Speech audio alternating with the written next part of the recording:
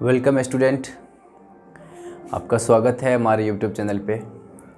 आप आज का जो टॉपिक्स है वो इतना इम्पोर्टेंट है, आप इमेजिन नहीं कर सकते हो कि अगर इस टॉपिक को आप समझते हो, एक तो आप बोर्ड में 5 मार्क्स का क्वेश्चन करोगे और कंपटीशन में बैठोगे, तो इसको बिना जाने हुए आप कोऑर्डिनेशन केमिस्ट्री या ऑर्गेनोमेटेलिक का क्वेश्चन नहीं कर सकते हैं। चाहे आप किसी भी लेवल का विद्यार्थी हो, चाहे आप 12th का एग्ज़ाम दो या फिर आप नीट एग्ज़ाम दो, जेई एग्ज़ाम दो या फिर आईटी जेएम देते हो, कोई भी एग्ज़ाम देते हो केमिस्ट्री का, कोई भी, चाहे पीजीटी टीचर का देते हो आप, तो अगर वहाँ पे प्रश्न बनता है तो इस टॉपिक को समझना आपको बहुत ज़रूरी है। कोऑर्डिनेशन केमिस्ट्री अगर किसी भी एग्ज़ाम में टच होता है तो अगर ये नहीं जानोगे आप आज के टॉपिक्स, तो आपका प्रश्न सॉल्व नहीं होगा।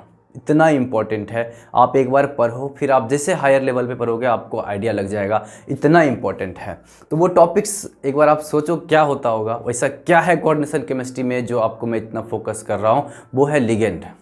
लिगेंड बहुत ही इंपॉर्टेंट। बोर्ड वाले तो ध्यान दे, यहाँ से 1-2 प्रश्न आएगा और 10-5 डिफिनीशन बनते हैं यहाँ से, जो आपको डायरेक्ट पूछा जाएगा।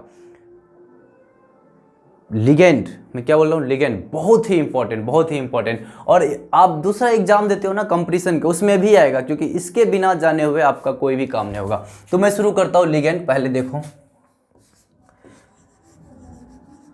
लिगेंड के बारे में बताऊंगा आपको मैं।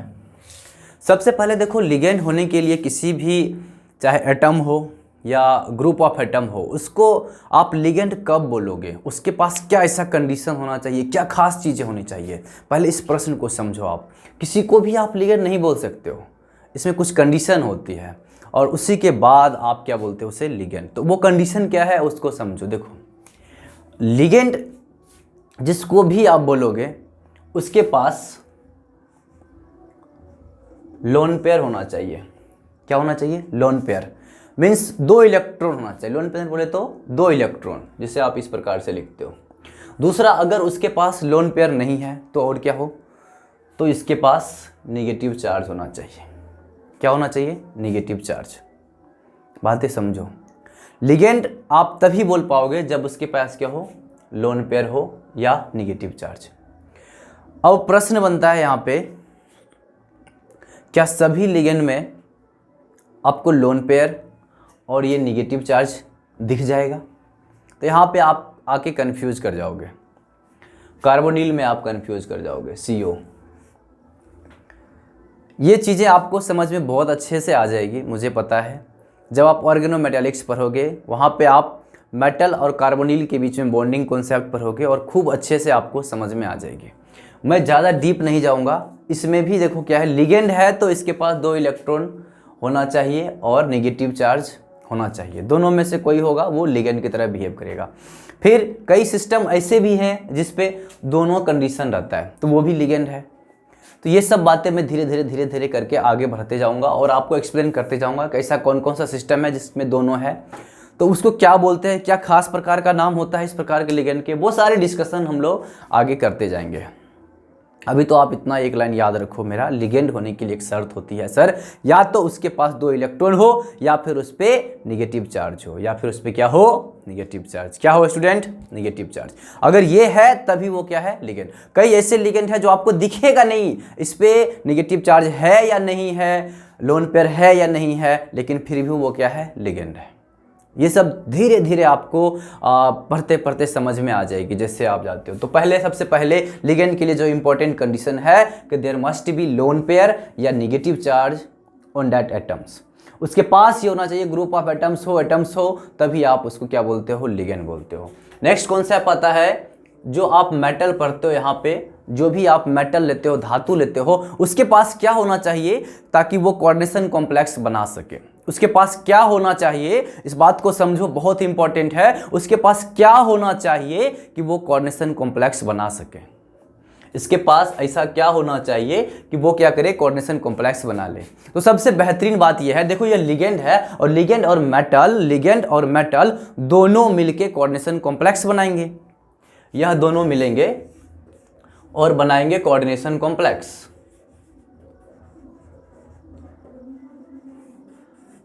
बहुत ही इंपॉर्टेंट पॉइंट।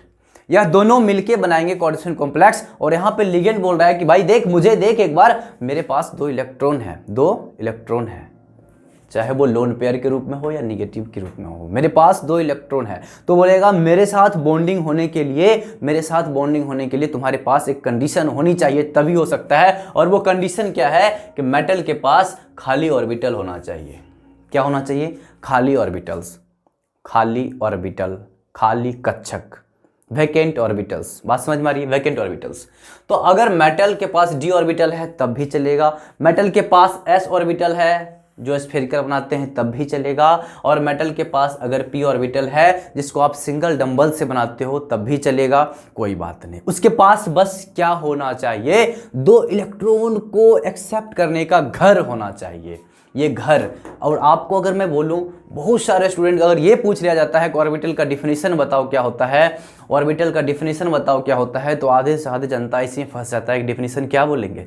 भाई यहीं से पता चल रहा है, देखो लिगेंड्स अपना इलेक्ट्रॉन देगा मेटल को, किसको देगा? मेटल को। और मेटल के पास क्या होना चाहिए कि वो इलेक्ट्रॉन दे दे? तो उसके पास होना चाहिए खाली ऑर्बिटल्स। क्या होना चाहिए? खाली ऑर्बिटल्स। तो मैं इस प्रकार से ऐसे बोल सकता हूं, क्या ऑर्बिटल सर बोल रहे हो ना आप? ऑर्बिटल का कहीं ना कहीं मतलब ये है कि वो जगह है, ये वो जगह है जहां पे इलेक्ट्रॉन आता है, जहां पे इलेक्ट्रॉन आता है। तो कुल मिला के आप ये बोल सकते हो क्या, ऑर्बिटल जो है सर, जो ऑर्बिटल है वो इलेक्ट्रॉन का घर है, इलेक्ट्रॉन का घर है। बहुत ही शानदार डिफिनेशन होता है हायर लेवल पे।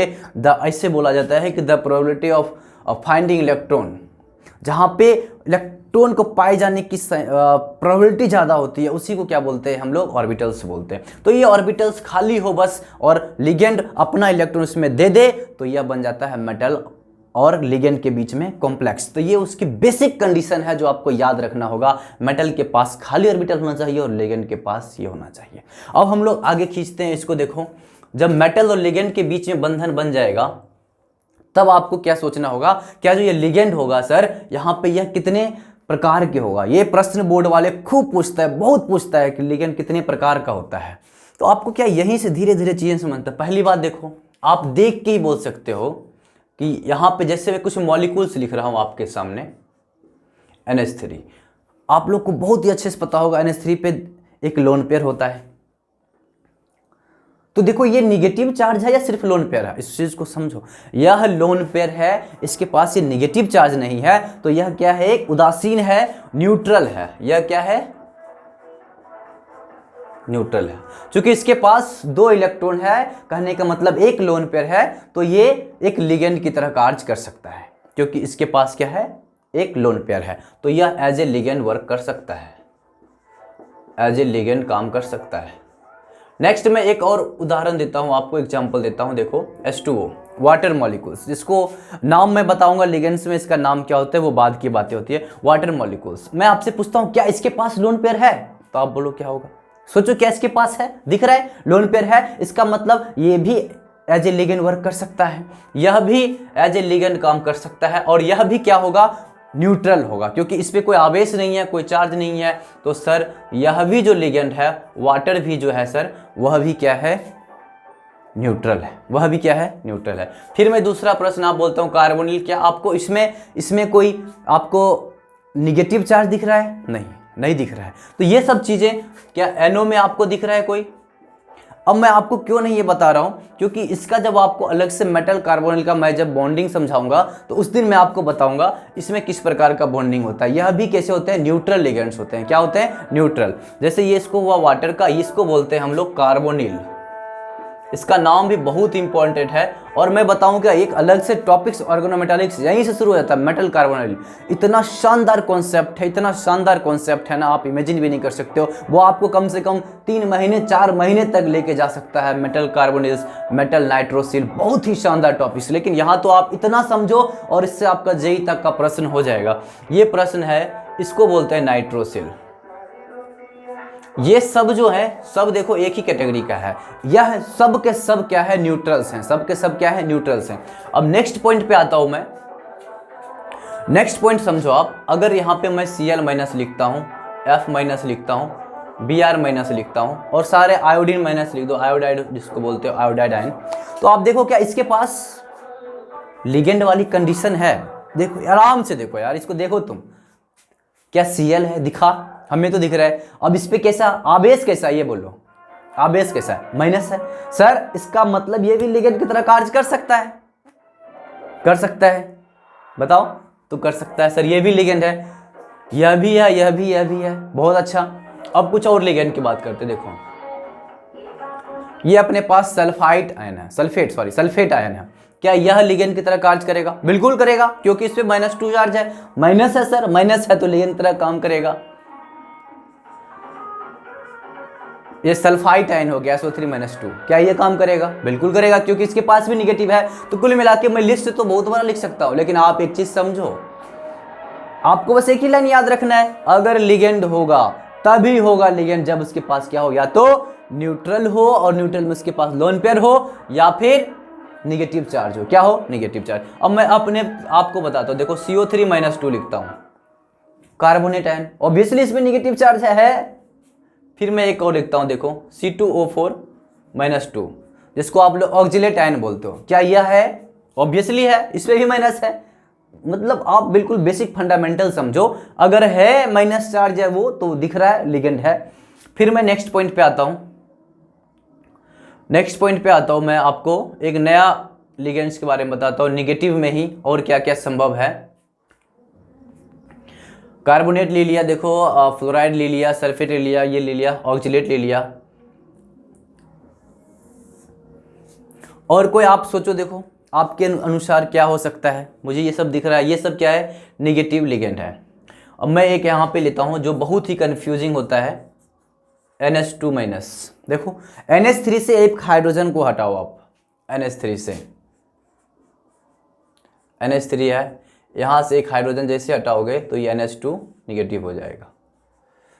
क्या हो जाएगा? बातें को समझ में आ रहा है आप लोग को? कैसे हटाओगे? यहाँ से H+ हटाओगे तो यह जो होगा, यह जैसे H+ निकालोगे आप इससे, तो यह जो इलेक्ट्रॉन होगा इसके पास रह जाएगा, तो यह हो जाएगा NH2 निगेटिव। तो इसको बोलते हैं amide ion, AMIDE, amide ion. ये आपको याद रखना होगा, बहुत ही इंपॉर्टेंट है यार। ये सब छोटी छोटी चीज़ें जो अभी याद करोगे ना आपको, तो आगे भी ऑनर्स केमिस्ट्री में मजा आएगा। NH2- amide ion. अब देखो एक और हाइड्रोजन आप जैसे हटाते हो, NH, ये हो गया -2। अब इसको बोलते हैं amid ion, AMIDE, amid ion. अब फिर एक और पॉसिबिलिटी है, यहाँ से एक और हाइड्रोजन आप हटा सकते हो। जैसे मैं इसमें से एक हाइड्रोजन हटाता हूँ तो ये बन जाएगा N3-, और ये बन जाएगा nitride ion, NITRIDE, nitride ion. मैं स्पेलिंग इसलिए बोल रहा हूँ ताकि आप लोग को आसानी से लिखने में हो जाए। छोटा सा लिख रहा हूँ इस पर थोड़ा बोर्ड को मैनेज करके, ताकि एक ही बार में लिगेंड कंप्लीट कर सकूँ। तो ये हो जाएगा नाइट्राइड आयन। तो इस प्रकार से ये जो बहुत इंपॉर्टेंट लिगेंड होते हैं, ये बहुत इंपॉर्टेंट, क्योंकि इसमें नाम में फंसते हैं, सब कोई नाम में ही फंसते हैं। तो ये सब ध्यान रखो आप। इसका नाम सल्फेट होता है, यह होता है सल्फाइट, जिसको लिखना है लिखते जाओ। ये होता है कार्बोनेट, ये होता है ऑक्जिलेट, ये होता है आयोडाइड आयन, ये होता है ब्रोमाइड, ये होता है फ्लोराइड, और ये होता है क्लोराइड। तो इस प्रकार से आप भी याद करो, एक बार खोज लिया करो जो जहाँ है। जैसे अगर PH3 का होता है तो फॉस्फाइड हो जाएगा, S-2 का होगा तो सल्फाइड हो जाएगा। तो ये सब एक ही पैटर्न होता है। तो यहाँ से आप थोड़ा सा ध्यान रखा करो। अगर मैं मान लो यहाँ पे चलो P-3 लिखता हूँ तो क्या होगा? फॉस्फाइड हो जाएगा, वो एक ही बात है। S-2 लिखता हूँ तो सल्फाइड हो जाएगा। तो ये सब बेसिक चीज़ होता है जो आपको आना चाहिए यहाँ से, क्योंकि ये सब चीज़ अगर आपको पता होगा ना, तब आप आगे पढ़ पाओगे और आराम से समझ पाओगे। क्योंकि हमें एक क्लास में कवर करना है, थोड़ा मैं फास्ट बोल रहा हूँ।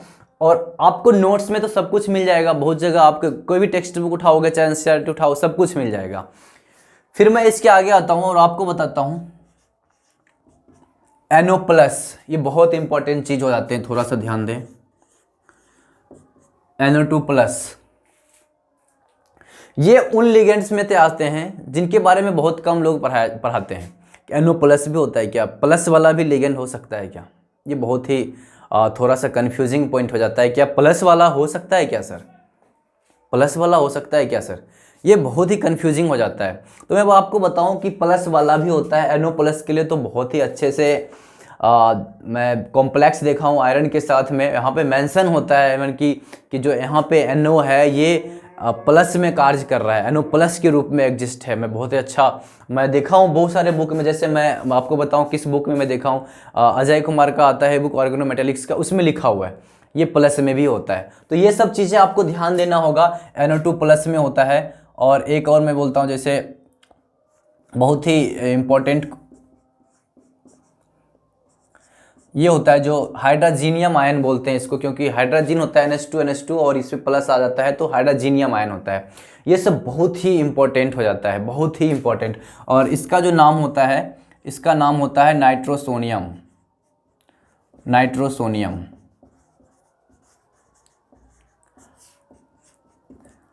नाइट्रोसोनियम ये नाम आपको थोड़ा ध्यान रखना होगा, नाइट्रोसोनियम। इसका नाम होता है नाइट्रोनियम। चूँकि मैं हिंदी इंग्लिश दोनों में लिख रहा हूँ तो ये कंफर्ट हो दोनों मीडियम के स्टूडेंट के लिए। नाम आप लोग खुद ही लिख सकते हो, इसको बोलते हैं हाइड्रोजीनियम, तो ये भी लिख लेना, ये बहुत ही इंपॉर्टेंट हो जाते हैं। अब मैं थोड़ा सा इनके पीछे चलता हूँ और आपको कुछ नया सा बात बताने की कोशिश करता हूँ इसके पीछे क्या क्या हो सकता है। देखो एक कन्फ्यूजिंग पॉइंट जो अभी डेवलप होगा आप लोग में, क्या लिगेंड और आयन सेम होते हैं क्या? क्या लिगेंड और आयन सेम होते हैं क्या? ये भी आयन है और ये लिगेंड की तरह भी कार्य कर रहा है, क्या सेम होते हैं क्या? प्रश्न क्या है, समझो इस चीज को। क्या ligand and ion are same? ये बहुत ही भयंकर कॉन्सेप्ट है, भयंकर कॉन्सेप्ट है यार, इसको समझो। क्या दोनों सेम होते हैं क्या? तो आपको लगेगा कि ये दोनों सेम होते हैं, लेकिन मुझे लगता है क्या ये दोनों अलग होते हैं, क्योंकि मैंने इसे बहुत करीब से देखा है, मैंने बहुत करीब से देखा, मैं बहुत कॉम्प्लेक्स को देखा, उसके बाद मुझे पता चल गया ये दोनों अलग होते हैं, ये दोनों अलग होते हैं। और ये अलग किस कॉन्टेक्स्ट में होते हैं वो समझो। पहली बात तो ये कि यह दोनों क्या होते हैं, अलग होते हैं, यह आपको समझना पड़ेगा। आयन है, यह लिगेंड की तरह कार्य कर रहा है, कब? जब, बात को समझो, रुको एक बार, यह आयन है, यह लिगेंड की तरह कार्य कर रहा है तब जब सर लिगेंड होगा और लिगेंड अपना इलेक्ट्रॉन देगा मेटल के ऑर्बिटल में और कॉम्प्लेक्स बनेगा, और कॉम्प्लेक्स बनने के बाद अगर वो कोऑर्डिनेशन स्फीयर के अंदर आ गया, कोऑर्डिनेशन स्फीयर के अंदर आ गया, किसके अंदर? कोऑर्डिनेशन स्फीयर के अंदर आ गया, तभी आप उसे क्या बोलोगे? लिगेंड। मतलब आयन है सर, न्यूट्रल है सर, चाहे पॉजिटिव है सर, यह लिगेंड तभी कहा जाएगा जब यह अपना इलेक्ट्रॉन मेटल के खाली ऑर्बिटल में देगा, मेटल के वैकेंट ऑर्बिटल में देगा, और मेटल के वैकेंट ऑर्बिटल में देने के बाद यह कॉम्प्लेक्स बनाएगा, कोऑर्डिनेशन स्फीयर के अंदर आएगा, तभी आप इससे क्या बोलोगे? लिगेंड। और अगर सिर्फ और सिर्फ उस कॉम्प्लेक्स में मौजूद है, बाहर है कोऑर्डिनेशन स्फीयर के, तब वो क्या है? आयन है। जैसे देखो मैं एक कॉम्प्लेक्स लेता हूं, बहुत ही शानदार कॉम्प्लेक्स CO का NH3 होल 6, और यहां पे लेता हूं मैं Cl3। अब मैं पूछता हूं यहां पे क्या ये दोनों लिगेंड है? तो देखो यहां पे जो है ये अपना इलेक्ट्रॉन देगा इसको कोबाल्ट के वैकेंट ऑर्बिटल में, ये NH3 देगा, तो इसका मतलब ये दे रहा है, तो यह क्या है? लिगेंड है। और यह कोऑर्डिनेशन स्फीयर के बाहर है, तो यह क्या है? आयन है। यहां पे क्या है? लिगेंड है। और ये चूंकि बाहर है तो यह क्या है? आयन है। यह बातें आपको समझना पड़ेगा। अब नेक्स्ट कॉन्सेप्ट आता है, मुझे लगता है कि जो कोऑर्डिनेशन स्फीयर के अंदर होगा आप पहचान लोगे कि यह लिगेंड है, और अगर बाहर हुआ तो वो लिगेंड नहीं है। नेक्स्ट कॉन्सेप्ट जो आता है वो देखो बहुत ही गजब। जैसे एक बात समझो आप लोग, एक बात समझो, जो आदमी जो होता है, जो आदमी जो होता है उसका नाम भी उसी प्रकार का होता है। NH3 अगर लिगेंड है तो उसका नाम कैसा होगा? लिगेंड वाला। कैसा होगा? लिगेंड वाला। Cl माइनस अगर एक आयन है तो नाम कैसा होगा? आयन वाला। और आयन में उसका नाम क्या होता है? क्लोराइड। क्या होता है? क्लोराइड आयन बोलते हैं, आयोडाइड आयन बोलते हैं, फ्लोराइड आयन बोलते हैं, ब्रोमाइड आयन बोलते हैं। लेकिन अगर Cl minus as a ligand है, क्या है? As a ligand. बात को समझो यार, बहुत अगर क्या हो? एज ए लिगेंड हो, एज ए क्या हो? लिगेंड हो। Cl अगर एज ए लिगेंड हो, मतलब वो किसके अंदर होगा, कोऑर्डिनेशन स्फीयर के अंदर होगा। किसके अंदर होगा, कोऑर्डिनेशन स्फीयर के अंदर होगा, तब उसका नाम क्या होगा ये समझो। अगर ये एज ए लिगेंड काम कर रहा है तो इसको बोलते हैं क्लोरो। क्या बोलते हैं, क्लोरो। थोड़ा सा ध्यान दें, CHLO क्लोरो। और अगर यही Cl- एज ए आयन काम कर रहा है, आपको पहचानने तो बता दिया, कोऑर्डिनेशन स्फीयर के अंदर तो वो लिगेंड, बाहर तो वो आयन। अगर वो क्या है, एज ए आयन है, क्या है, एज ए आयन, तो इसको बोलते हैं क्लोराइड।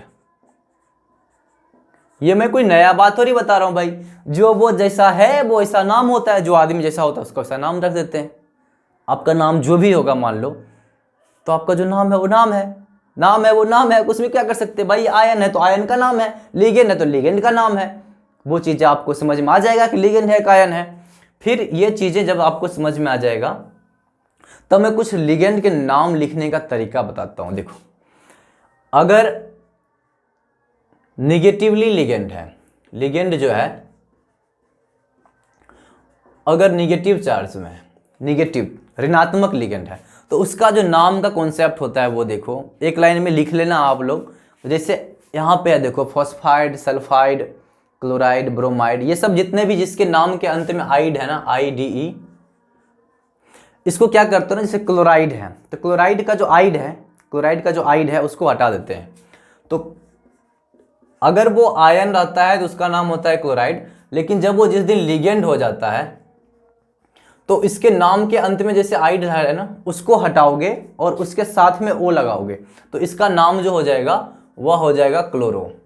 क्या हो जाएगा, क्लोरो। इसी प्रकार से यहाँ पूछता हूं मैं, ब्रोमाइड है तो आइड हटाओगे क्या हो जाएगा, ब्रोमो। सल्फाइड है तो आइड हटाओगे, सल्फो।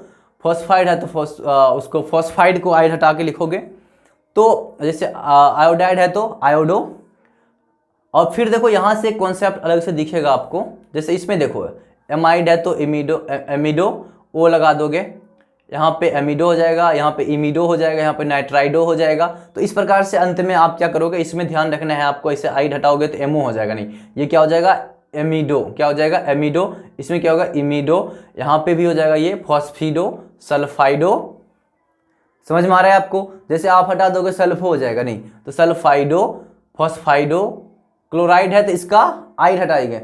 देखो कई जगह आपको ना इस प्रकार लिखा हुआ है क्लोराइडो, क्लोराइडो भी सही है, लेकिन आप, मैं बताता हूँ क्योंकि मैं जो बुक देखा हूँ, बहुत सारे बुक में देखा हूँ, 2-3 अच्छे बुक में देखा हूँ, उसमें क्या किया है ना, जो आइड है उसको हटा के O किया है, तो आप वो कर दो, आपको दिख जाएगा। क्लोराइड है तो क्लोराइडो भी लिख सकते हैं, लेकिन बेटर क्या है, ये क्लोरो। ब्रोमाइड है तो ब्रोमो लिखो आप, वो ज़्यादा अच्छा है। इसलिए यहाँ पे जैसे एमिडो में आप एमओ नहीं लिख सकते हैं, एमिडो, इसमें इमिडो, इसमें क्या लिखते हो, नाइट्राइडो, इस प्रकार से लिखते हो। तो ये रखना एक याद। दूसरा चीज़ देखो, जिस निगेटिव लिगेंड्स के अंत में होता है एट, जैसे इसमें सल्फेट, सल्फाइट, कार्बोनेट और ऑक्जिलेट, तो जो जिसके अंत में होता है ना एट, जैसे मैं एक लिख देता हूँ कार्बोनेट, तो इसके जो एट होता है ना, इसके अंत से ई हटाओ और ओ लगाओ, तो ये क्या हो जाएगा, कार्बोनेटो। तो जैसे इसमें होता है तो कार्बोनेटो हो जाएगा, ऑक्जिलेटो हो जाएगा, सल्फेटो हो जाएगा। तो इस प्रकार से आपको याद रखना होगा। फिर देखो निगेटिव में ही ये सब टेंशन आएगा आपको, तो ये कुछ नहीं है, दो ही चीज़ तो है, एक फॉस्फाइड, क्लोराइड, ब्रोमाइड, इसमें आइडो वाला कॉन्सेप्ट आता है। यहाँ पे क्लोराइड को आप आइड हटाओगे तो क्लोरो कर दोगे, यहाँ पे फ्लोराइड को हटाओगे तो फ्लोरो कर दोगे। और इसमें सल्फेट एट होता है तो एट को हटा के ओ करते हैं, मतलब यहाँ से ई हटा के, जैसे ये कार्बोनेट था तो ये ई हटा दिया, एट वाला ई, तो ये हो गया कार्बोनेटो। इसका नाम तो होता है, देखो आपको फिर से समझा रहा हूं, नाम तो होता है जब लिगेंड होता है तो कार्बोनेट, जब आयन होता है तो क्या होता है, कार्बोनेट, लेकिन जिस दिन वो लिगेंड बनता है तो अंत में ई हटा के क्या लगाते हैं, ओ।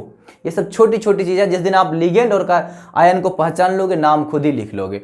फिर नेक्स्ट पॉइंट पे आते हैं हम लोग। ये जो इनका जो नाम है वो बिल्कुल इसी प्रकार से होता है, इसमें हम कोई भी स्पेशल सफिक्स यूज नहीं करते हैं। कुछ भी नाइट्रोसोनियम है तो है, ये नाइट्रोनियम है, ये हाइड्राजीनियम है, यह क्या है, हाइड्राजीनियम। एकदम कंप्लीट नोट बना लो, इससे बाहर नहीं आएगा, ये बहुत ही सटीक नोट है, क्योंकि मैं आपके जो मॉडल पेपर है या CBSE क्वेश्चन बैंक है उसको पूरा कंप्राइज करके लिखा हूँ, इससे बाहर नहीं आता, ये रहा। उसके बाद नेक्स्ट पॉइंट पे आता हूँ मैं, जैसे आपके पास इसमें है, ये देखो इसमें एक बार अच्छे से, तो इसमें जो एक ये है ना न्यूट्रल रिंग NH3, इसको आपको याद रखना होगा। इसका नाम जो है देखो मैं लिख देता हूँ, इसका नाम होता है AMMINE, यह याद करो आप। AMM है भाई, ये बहुत इंपॉर्टेंट है, डबल एम है, ये बहुत इंपॉर्टेंट है, डबल एम। कई बार आप एमीन लिख देते हो AMINE करके, नहीं नहीं, AMM है। क्या है? AMM, डबल एम याद रखना। और H2O को बोलते हैं एक्वा, AQUA, एक्वा, ये भी इंपॉर्टेंट है। ये दो ही आपको बार बार आएगा, एमीन और एक्वा, तो उसको एमीन बोलो। क्या बोलो? एमीन, क्या दिक्कत है? उसके बाद ये लिगेंड का सारा कॉन्सेप्ट आपको यहाँ तक समझ में आएगा। और इससे देखो एक प्रकार का आपका प्रश्न बन जाएगा कि लिगेंड कितने प्रकार के होते हैं, how many types of ligands. तो आप बोल सकते हो 3 टाइप्स से होते हैं, एक तो न्यूट्रल्स हो गया, निगेटिवली हो गया, एक पॉजिटिव हो गया, ये हो गया। नेक्स्ट क्वेश्चन आता है डेंटिसिटी, इसी में से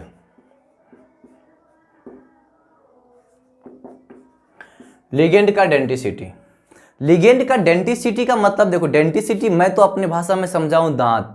क्या? दांत, कितने जगह से कितना दांत, कितना डेंटल जिसको बोलते हैं ना, डेंटिसिटी वहीं से आता है। अब जैसे मैं पूछता हूँ NH3, देखो इधर, अब मैं पूछता हूँ इसकी डेंटिसिटी क्या है इस लिगेंड की, तो बहुत आसान है यार। देखो ना आप, NH3 में यह जो है यहां से दांत, यहां से इलेक्ट्रॉन दे रहा है, तो इसका एक ही दांत एक जगह से इलेक्ट्रॉन दे रहा है, एक परमाणु से इलेक्ट्रॉन देख रहा है, तो इसकी डेंटिसिटी कितनी हो जाएगी? 1। जितने जगह से वो इलेक्ट्रॉन दे रहा है, जितने जगह से वो इलेक्ट्रॉन दे रहा है, वही उसकी क्या होती है? डेंटिसिटी। अब मैं इसमें Cl में पूछता हूं, बोलो, तो इसकी भी सर डेंटिसिटी एक ही होगी, क्योंकि एक ही जगह से इलेक्ट्रॉन दे रहा है। अब इसमें मैं पूछता हूं, देखो ऑक्जिलेट में, ये इंपॉर्टेंट है, देखो C+O। अब मैं आपसे पूछता हूं इसकी डेंटिसिटी कितनी होगी, तो 2 जगह से इलेक्ट्रॉन दे रहा है, इस यहां से और यहां से, तो इसकी डेंटिसिटी क्या हो गई? 2। बात समझ में आ रहा है? बातें समझ में आ रही है आपको? एक बार मैं और आपको देखो एक और एग्जांपल बताता हूं। NO2-, ये बहुत ही इंपॉर्टेंट होते हैं, इसको हम लोग पढ़ते हैं नाइट्राइट। ये आप गलती करोगे बार बार, देखो इसको पढ़ते हैं नाइट्राइट, NITRITE, नाइट्राइट। क्या पढ़ते हैं? नाइट्राइट। ध्यान दो अच्छे से भाई, ये गलती करोगे मुझे पता है। यहां से देखो NO3-, इसको पढ़ते हैं नाइट्रेट,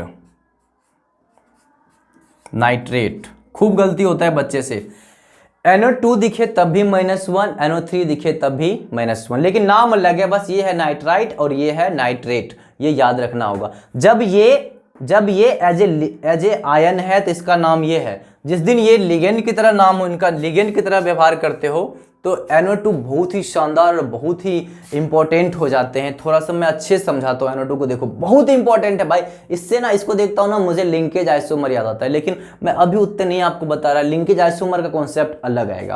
तो NO2 को देखने के बाद मेरे दिमाग में एक ख्याल आता है, वो ख्याल क्या है? देखो कि NO2 में 2 दाता परमाणु होते हैं, मतलब कि 2 जगह से वो दे सकता है। एक उसमें देखो ऑक्सीजन को देखो, ऑक्सीजन पे आवेश है, तो वो एक जगह से वो इसका जो डोनर एटम होगा, इसमें 2 डोनर एटम है, एक तो नाइट्रोजन है और एक क्या है? ऑक्सीजन। बहुत इंपॉर्टेंट, अच्छे समझो। इसमें कितना है? 2। और एक बार अगर ये देता है नाइट्रोजन से, तो जब ये इलेक्ट्रॉन दे रहा है नाइट्रोजन से, तो इसका नाम हो जाता है नाइट्रीटो N। क्या हो जाता है? नाइट्रीटो N। देखो ये नाइट्राइट आयन है, और आपको बताया था अंतिम से क्या हटाते हो आप? ई हटाओगे, O लगाओगे यहां से, तो नाइट्राइटो N, अगर वो डोनर क्या है? N। और अगर डोनर उसका O है तो इसको बोलते हैं नाइट्राइटो O।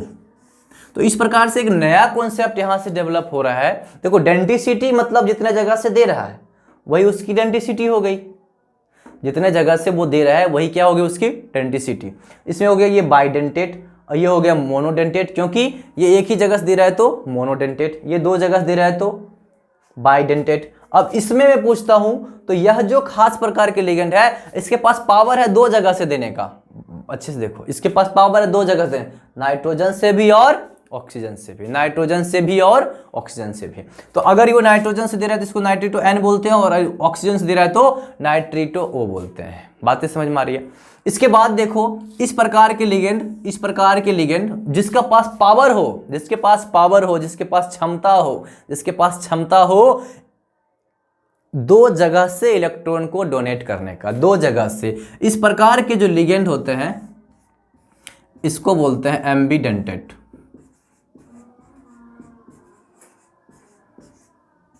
इसको क्या बोलते हैं? एम्बीडेंटेट। एक मिनट।